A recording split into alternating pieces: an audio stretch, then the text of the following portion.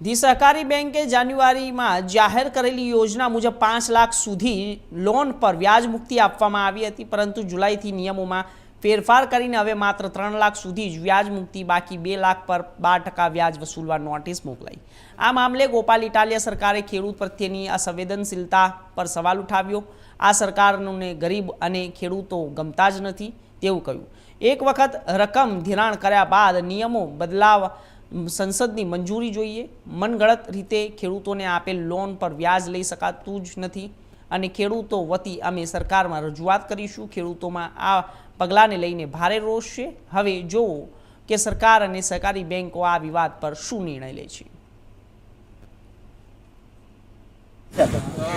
પાક ધિરાણની વાત આવે છે તો એ લોકોએ વિસાવદર ચૂંટણી હતી ત્યારે એ લોકોએ જાહેરાત કરી હતી કે અમે 5 લાખ રૂપિયાનું ધિરાણ આપશું વગર વ્યાજે, અને હવે અમે રૂપિયા લઈ લીધા છે અને હવે એ લોકો એમ કહે છે કે અમે 3 લાખ રૂપિયા 3 લાખનું ધિરાણ આપશું, 2 લાખના તમારે કે પરત આપવા જોઈએ ને કે 12% લખી વ્યાજ આપવું જોઈએ.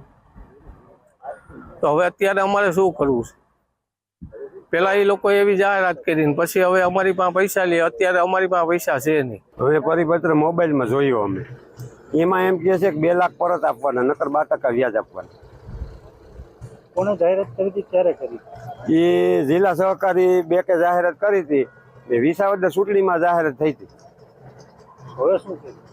હવે પરિપત્ર વાંચ્યો છે અમે, એમાં એમ કે 2 લાખ પાછા આપવાના. પેલા અમને આપી હોત દીધા છે, નો આપો તો શું છે? તો 12% વ્યાજનું કહે છે. હવે શું માંગણી છે તમારી? અમારી માંગણી એવી છે કે જો અમને આપી દીધા પૈસા એનું વ્યાજ રદ કરે અને 5 લાખ ચાલુ રાખે. પહેલી વાત તો એ છે કે આ ભાજપની સરકાર ખેડૂત વિરોધી સરકાર છે, ખેડૂતોને નફરત કરતી અને ખેડૂતો ક્યારેય આગળ ન આવે એવી નબળી માનસિકતા ધરાવતી સરકાર છે. એટલે આ સરકારની કોઈ પણ વાત ઉપર ભરોસો થઈ શકે તેમ નથી. બીજી વાત કે જુનાગઢ જિલ્લામાં અને અનેક વિસ્તારોની અંદર 5-5 લાખ રૂપિયા ધિરાણ ચૂંટણીના કારણે આપી દેવામાં આવ્યું હતું. હવે પાછળથી એવું કહેવામાં આવે છે કે 5 લાખમાંથી 3 લાખ રૂપિયા બરાબર છે, 2 લાખ રૂપિયા પાછા જમા કરો અથવા તો 12% વ્યાજ ભરવું પડશે. મારું એવું કહેવાનું છે કે દેશમાં કોઈ મન ફાવે એવું કામ નહીં કરી શકે, કેમ કે કોઈ પેઢીઓ નથી, કાયદાનું રાજ છે.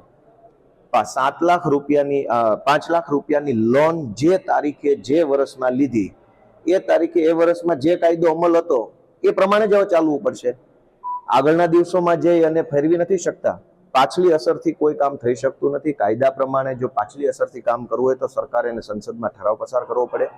અત્યારે કોઓપરેટિવ બેંકો જે ખેડૂતોને ધમકાવે છે, દબાવે છે, કાયદા પ્રમાણે ખોટું છે. 5 લાખ રૂપિયા જે તારીખે જે વર્ષમાં લીધા ત્યારે દેશમાં વ્યાજનો જે કાયદો અમલમાં હતો એટલું જ વ્યાજ લાગવું જોઈએ. હવે લોન લઈ લીધા પછી પાછળથી તમે